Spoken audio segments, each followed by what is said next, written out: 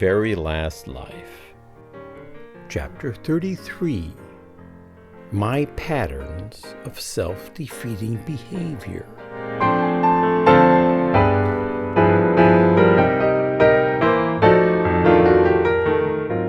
So we're in one full month into my 61st year. What is it? 61st year, right? One full month and 1 week.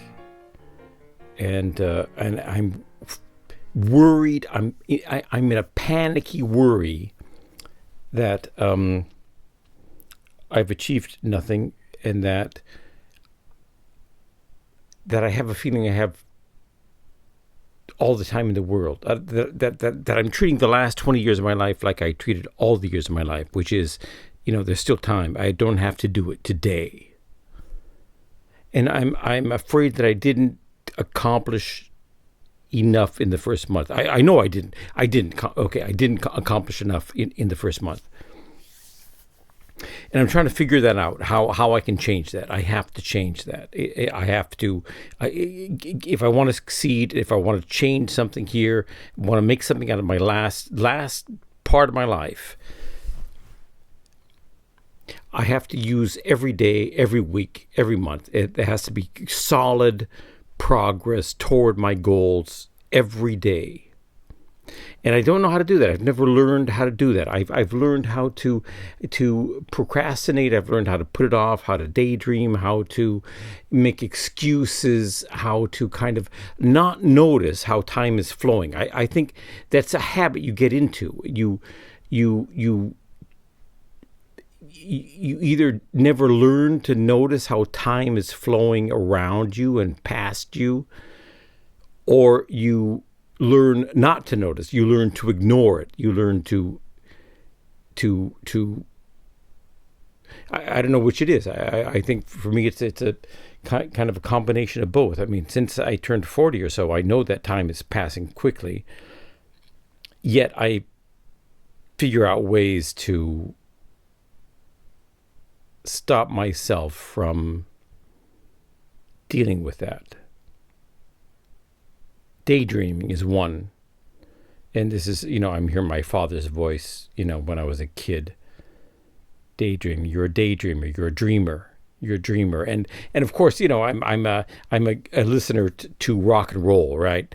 And I'm a watcher of movies, right? So dreaming, that's the wrong thing. The worst thing he could do, he could say, you're a dreamer. I don't take that as criticism. I don't take that as a warning. It was a warning. It wasn't even criticism. It was a warning. I think he was trying to warn me.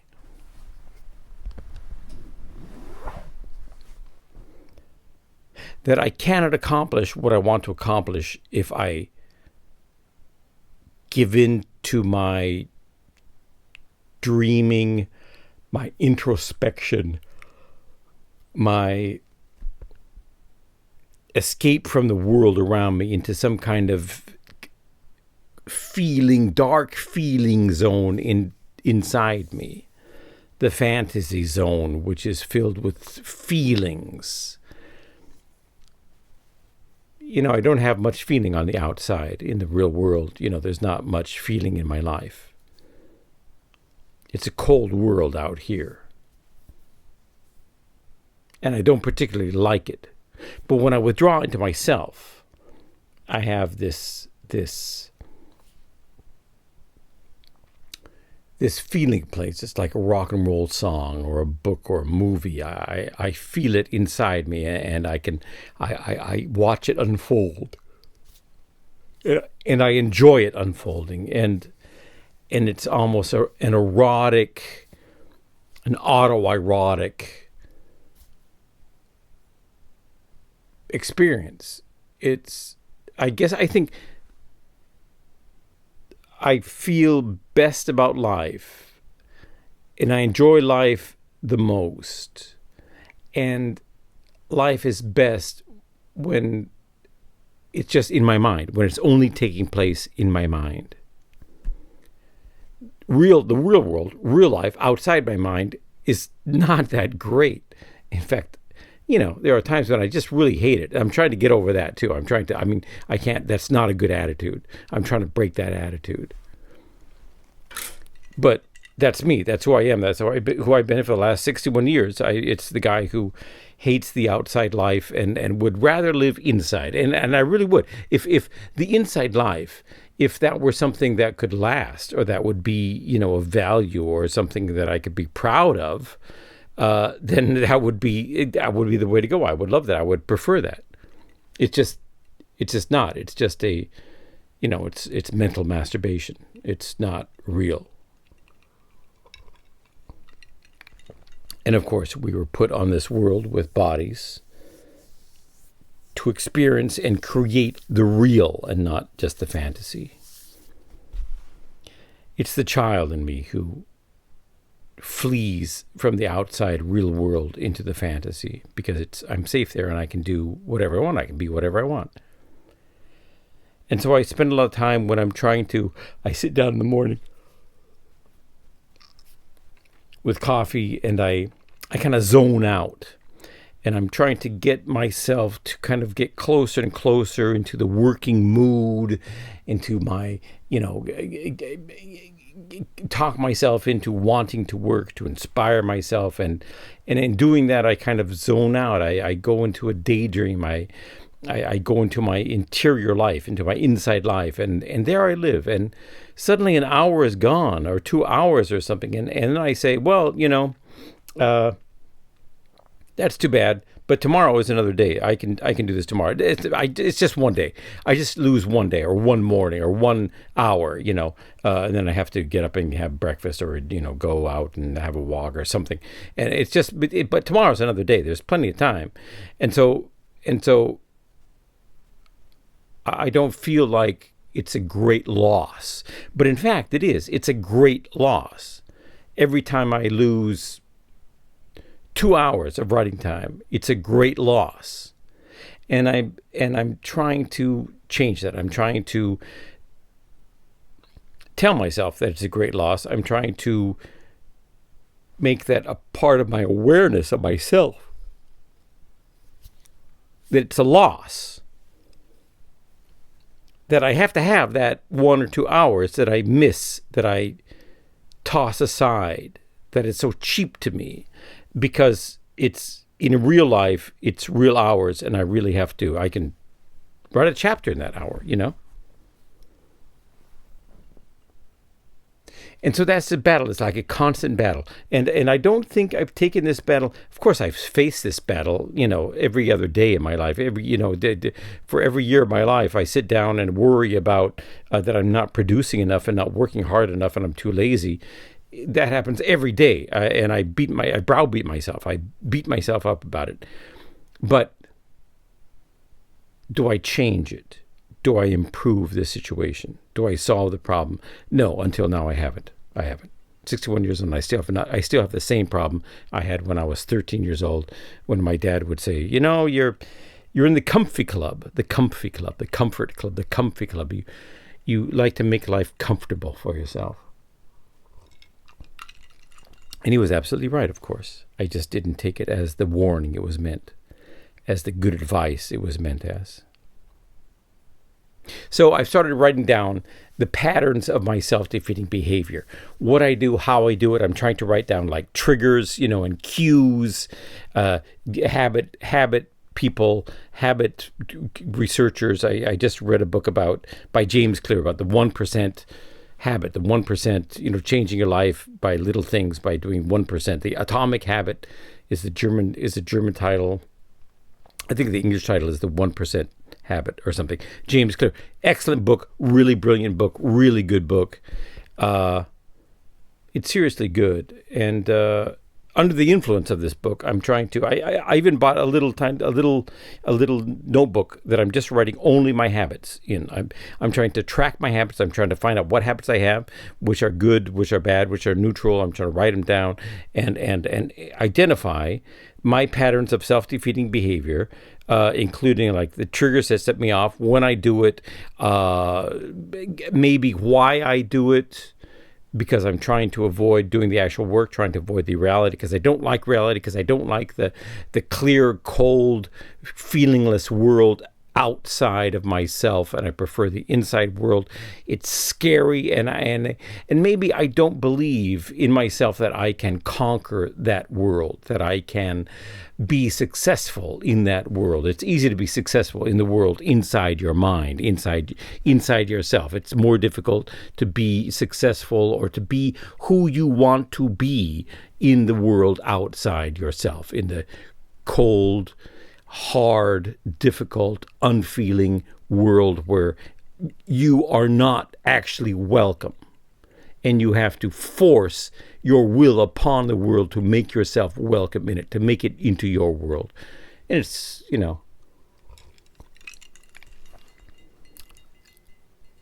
I don't know how I just got to that. I'm writing down, self-defeating patterns of self-defeating behavior, little habits.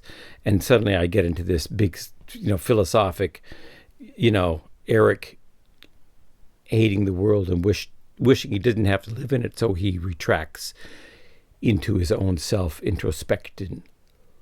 It's late. Instead of facing it, instead of facing the real world. But I have to face it now because my very last life project demands it of me. So one pattern of self-defeating behavior is daydreaming. And then there's binge eating and binge drinking. I'm getting very close to my goal of 72 pounds. I started out at 104 pounds. Kilos, not pounds, kilos. 104 kilos. And I'm down to 74, 75, just under 75 kilos now. And last week, on the weekend, I was down to 73, like 73.9 kilos. And I was very close to my goal of 72. And then for some reason, I just had to eat. I stuffed my face with garbage, with carbs, with, cake, with French fries. I just could not. I tried to stop myself. Nachos. Not even nachos, which you have to make, but tortilla chips, which you just eat out of the bag. And I just stuffed my face, and I went back up above 75. And I'm so ashamed of myself. And it took me weeks to get from 75 or from 70. I was stuck at 78 all of last year. No. For the beginning of this year. That's another story. I'll tell that story later. Because tell you what I'll do. When I hit 72 in 2 weeks, I'm hoping it's in 2 weeks. I've been telling myself it's going to take another 2 weeks for about 4 weeks now. I will celebrate and talk about the journey of going from 104 kilos down to 72 kilos when I reach 72 kilos. But the big enemy of that, the big self-defeating behavior, the pattern is binge eating and binge drinking. It's when I start to eat, I do not stop eating until I'm full. Until I can't, full meaning I can't eat anymore, which is way above what I need. I do not need that much food. And I eat, of course, junk food because that's the food I love. Come on. It's the only food junk food is, it's the pinnacle, the pinnacle, the top of civilization, junk food, really, seriously. I was walking around hungry last week, and I took a walk, and I said I gotta walk off some of this fat, but instead of walking it off, I did walk it off, but while I was walking it off, I visited various places and bought French fries and ate the French fries, and I bought another bag of French fries and ate another, and then I sat down in a Turkish place called a Turkish hookah bar called Selfie. That was the name of the place, Selfie. And I discovered it. I said, this is a great place. You can sit outside. Looks great. I sat down and I looked at the menu and I said, what have you got? And he said, we don't have. He noticed I was drunk. I had been binge drinking as well as binge eating. And he noticed I was drunk and trying to walk it off. He said, we don't have any alcohol. I said, okay, give me the menu. And I looked at the menu and they have, it's full of cocktails. It's like 5 pages of cocktails, but they call it cream cocktails. It's Zana cocktails, cream cocktails. Well, isn't cocktail with alcohol? And I read some of the ingredients of some of these cocktails, and there's no alcohol in it. It's all cream and fruit juice. And so they have 5 pages of cream and fruit juice cocktails. And I looked down the menu, and there are such imaginative, weird cocktails on this, and they really have to put a lot of effort into the sheer imagination of making a cocktail without alcohol in it, because it's a Turkish place, so the alcohol, it's forbidden. So they can smoke hookahs, but they cannot drink the alcohol. So they have these cocktails, and immediately my eyes just zeroed in on the Snickers cocktail. It was and I ordered it. It was a Snickers cocktail. Somehow they had gotten the taste of Snickers into this cocktail. And there was not chunks of Snickers in it. They didn't just, chop up Snickers and put it into Zana, into cream.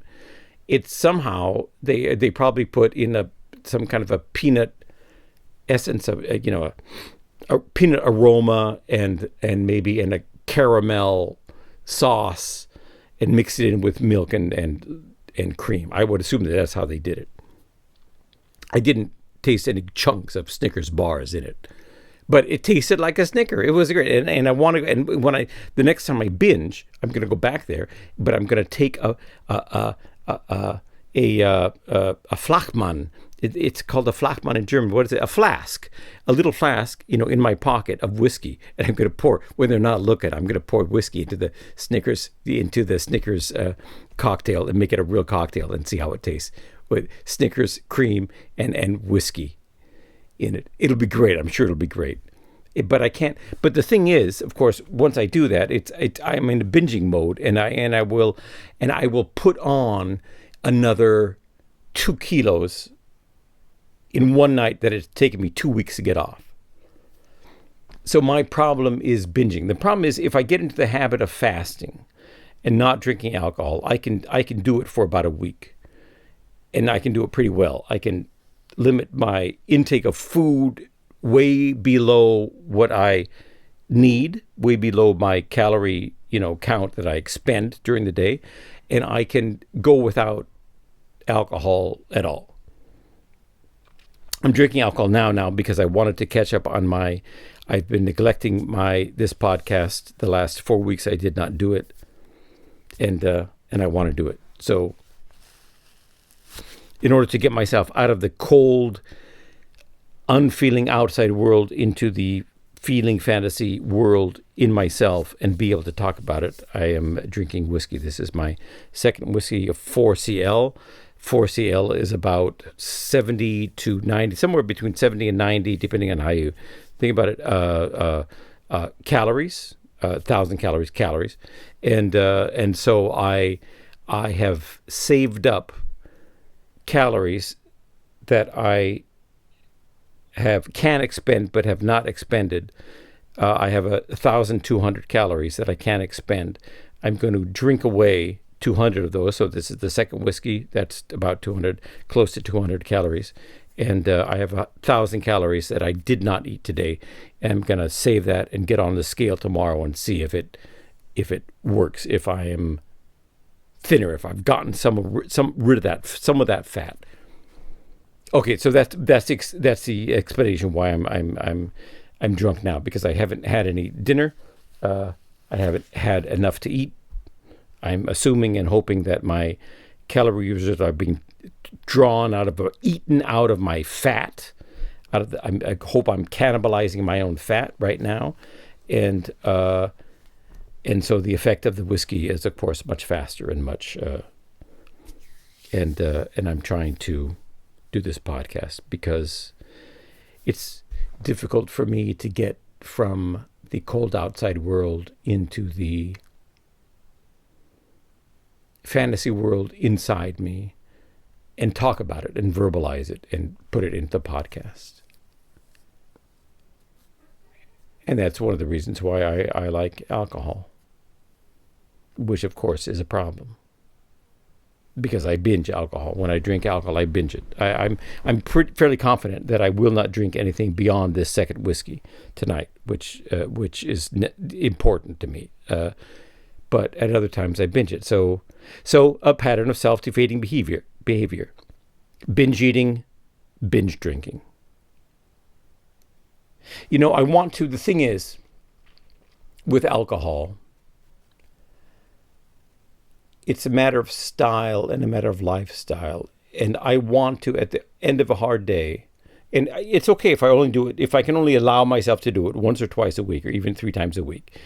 But at the end of a hard day, I want to sit down on the sunny balcony and have a drink, have a good whiskey, a good Scotch whiskey, or have a watered down Jack Daniels, or a liqueur with some sugary, sweet, disgusting liqueur. I made caramel liqueurs, butterscotch liqueur this last week, and I'm dying to taste it, but I can't taste it until I've reached the goal of 72 kilos.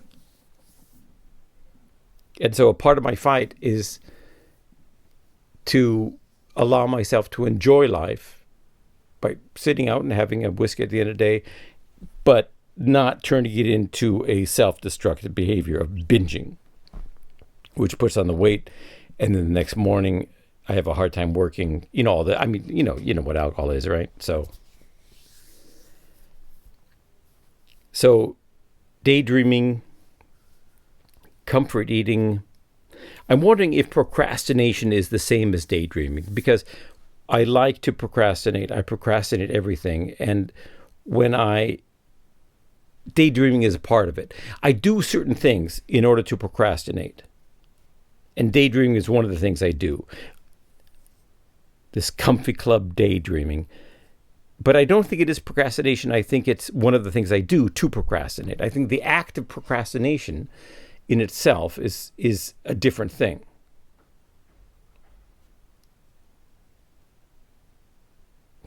It seems to be, I haven't quite gotten there seems to be some kind of trigger or cue to it, a trigger that makes me procrastinate. And I'm not sure exactly what it is, under what circumstances. I know that when I sit down in the morning, I have a cup of coffee and I'm ready to work, and the readiness to work, or the desire to work, and work is part of the cold outside world. It's doing the actual work. It's not just dreaming, it's physically working, which is immediately outside of myself, and that's difficult, and I don't like to do it. So maybe that's the trigger, right? If you're saying trigger, or the habit people, James Clear, who wrote the book about habits, great book, calls it a cue, and he's taking that word from other habit researchers, behavior researchers, or whatever, psychologists, whoever they are. I have, the problem I have with procrastination is broader than just work, though. It's most important when it stops me from working, from writing the great book I'm trying to write. That's the worst of it. But it's also everything else. When I get an email, instead of answering it immediately, I say, I can't answer it immediately. That's just wrong. There's something wrong with it. And there's a stress involved. It stresses me to need to answer an email. It stresses me to make social contact, to call one of my friends or send an email to my friends. And they don't, and they're used to this. And so they have kind of written me off, just like my parents wrote me off, because it stresses me to have contact, to have social contact. And I want to have social contact. I want to be, a friend, but I don't know how. And trying to do it, to be it, takes me out of my inside zone into the outside, and it's difficult, and I don't know how to do it, and it's stressful, and just answering a fucking email is difficult because of that. And so I put it off. I put off, if there's a letter from the bank, a bank statement, I put off opening it. If there's a letter from the tax office, I put off opening it. To my detriment, to my disadvantage. Of course, it's a bad thing. It's serious self-defeating. Not opening, a letter from the tax office is serious self-defeating behavior, and I have that problem. I mean, I have a serious stack of and I'm ashamed to say this. I have a serious stack of letters, financial letters that I have not opened, and it's just, I'm frightened to open them. And so I put it off day for day for day.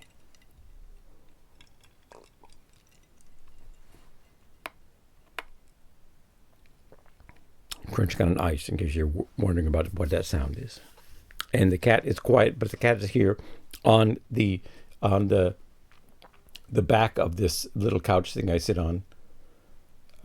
She's sitting there expectantly, waiting for something to happen, I guess. I don't know why I don't know what they expect. The cats, it's a cat.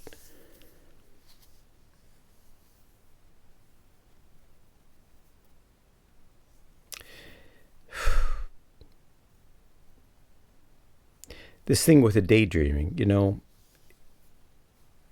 I like it. It's the spark of joy that I don't get.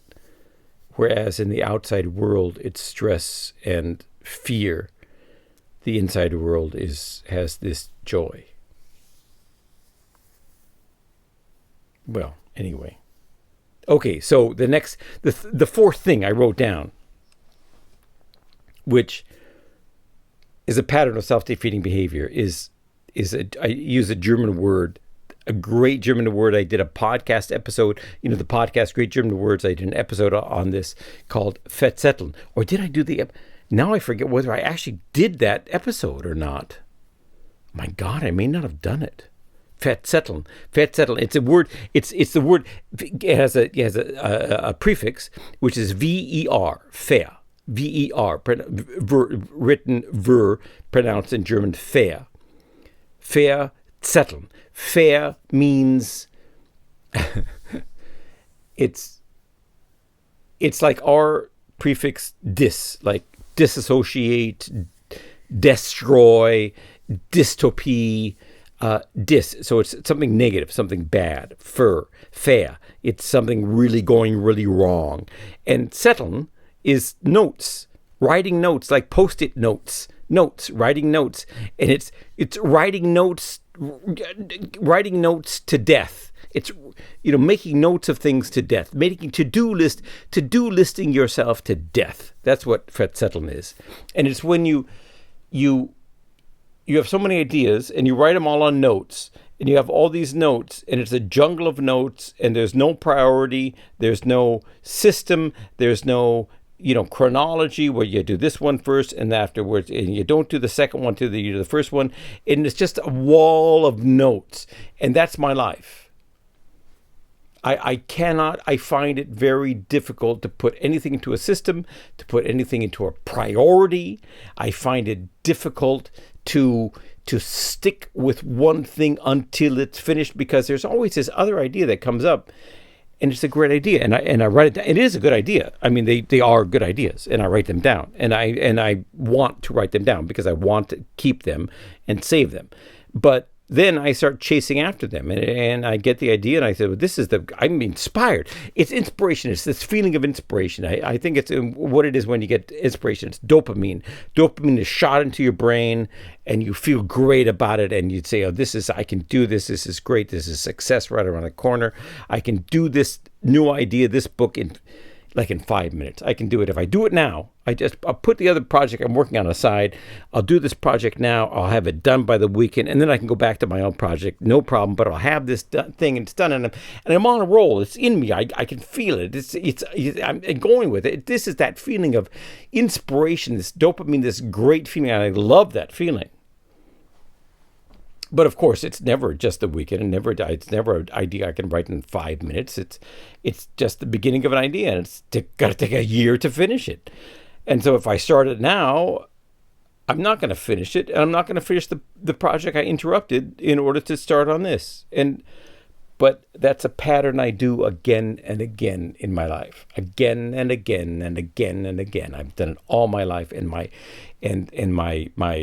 computer files are full of these half-finished projects. They're full of them. Of course, there is an upside. Some projects really are nearing completion. I have like 4 or 5 projects now that are almost finished. They're 3/4 finished. They're 4/5 finished. 2 Old Men in a Bar. I just need 1 or 2 more drafts. Do Cats Have Souls? I need just the final draft. The Art of Worldly Wisdom. It's done. So these are things I can sell and are finished. So there is that. And 13 Principles of Writing, it's not quite done, but I have a rough draft is almost finished. Death and the Peasant, I have a rough draft. Conversations with a Cat, I have a rough draft. So these are, I mean, I do have the beginnings of things. I do have some kind of product, but the projects I'm working on are not done. And see, the thing is, this following your inspiration to some weird place, some great new idea, it's a joy. It's a joy I have, and there's very little joy I have in life at this point in my life. But that is a joy. And so when I try to close it down, when I say, Eric, you're not doing this, you're going to write down, make some notes on the idea that you have, and then close it down and go back to the project that you're working on. It's painful because I have a joy in this other thing. I have a joy in distracting myself from what I'm trying to do. I have a joy in this superficial following of inspiration. Inspiration is so superficial. It's just a little idea. It's one page. A book, a novel is 300 pages. The inspiration is not enough. It's never enough. You imagine that it's enough, but it's an illusion. It's not.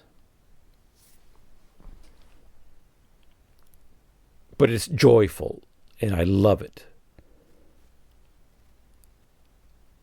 But it's killing me. It's stopping me from doing what I want to do. And in these last 20 years, I'm going to do what I have to do to finish what I want to do. I'm going to get out of this inside world and into the outside world and embrace the outside world and do it what I'm supposed to be doing.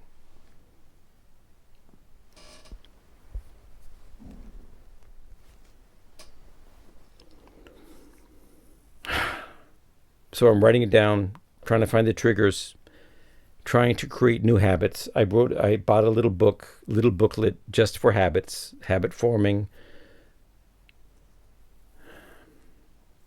I'm doing it. I think I can succeed. We'll see. I'll keep you posted. But there's one more thing. When I'm doing this, when I'm daydreaming about all the books I want to write, and getting good scenes in the books, right? When I procrastinate things of the outside world that are cold and hard and difficult and unfriendly, when I think of one idea after the other and put them all over the place, when I eat too much and enjoy the eating and love that food, and I binge on alcohol too much, and I recede into my inner sanctum of myself, and I feel good there.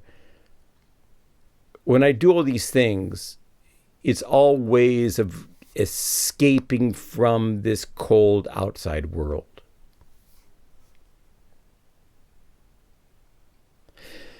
And I've been wondering more and more over the last few weeks whether it's more than that, whether there's something pernicious about it, a malice to it. If there's something in myself trying to destroy myself. I mean, I'm 61 years old. I haven't destroyed myself yet. When did Janis Joplin kill herself? She was in her 30s or something, I would think, or something like that.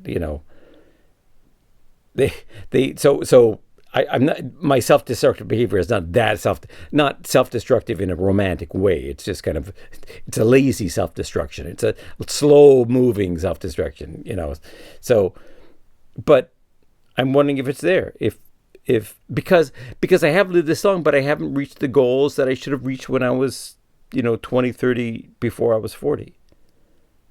And so is it because I enjoy so much being on the inside and on the outside, or is it because afraid of the outside that I keep dragging myself back to the inside? Is there something in me that just hates myself and is just using the inside as an excuse, as a plan, like as a poison to stop myself from being what I want to be, from doing what I want to do? Is there something evil inside me, evil in a personal way, evil in, evil only for myself, evil only to destroy myself? A little personal Sauron, a little personal, Mephistopheles, a little personal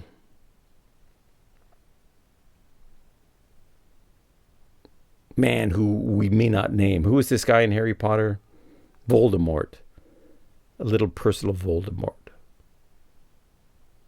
And I'm just instrumentalizing the new ideas and the inspiration and the escape into, the inside world in order to kill myself, in order to erase myself, in order to ensure that I will never establish some kind of marker in this world that people can remember me by. I'm wondering if there's some little evil devil in me. Of course, and if it's in me, it would be me, right? It's not, a separate thing. It's me.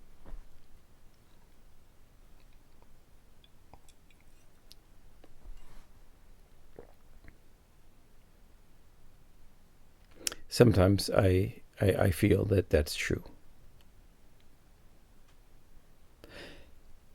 And so today, writing down my patterns of self-destructive behavior, trying to analyze them, trying to figure them out, trying to solve them, trying to stop them, trying to spend more time on the outside than on the inside, trying to cure this refuge of the inside world and close it up for me so there's no longer a refuge or at most a nice distraction once in a while that it doesn't harm me, trying to stop the harm that my inside world is doing to my outside world and create a life on the outside. That's what I'm trying to do, and I'm gonna do it. I mean, fuck this little devil inside me trying to kill me. It hasn't gotten me so far. It's not going to get me, but more than that, it's not going to stop me from making something in the outside world that people will remember me by when I'm dead and gone. That's it, folks. And thanks for listening. Tune in again next week or tomorrow or whenever it is I do this again. Whatever, I don't know. If you're interested in the things that are really important to me, I write them in books and I put them on videos. Check out my books on Amazon.com or my YouTube channel or my Twitter and Facebook feeds or subscribe to my newsletter. That's kind of a lot now that I say it like that. Or any of the above, whatever. I hope I can contribute something to your life or to someone's life, anyone's life really, in some way. I appreciate your support, and I wish you all the luck and success and happiness and fulfillment in your life. Take care till next time.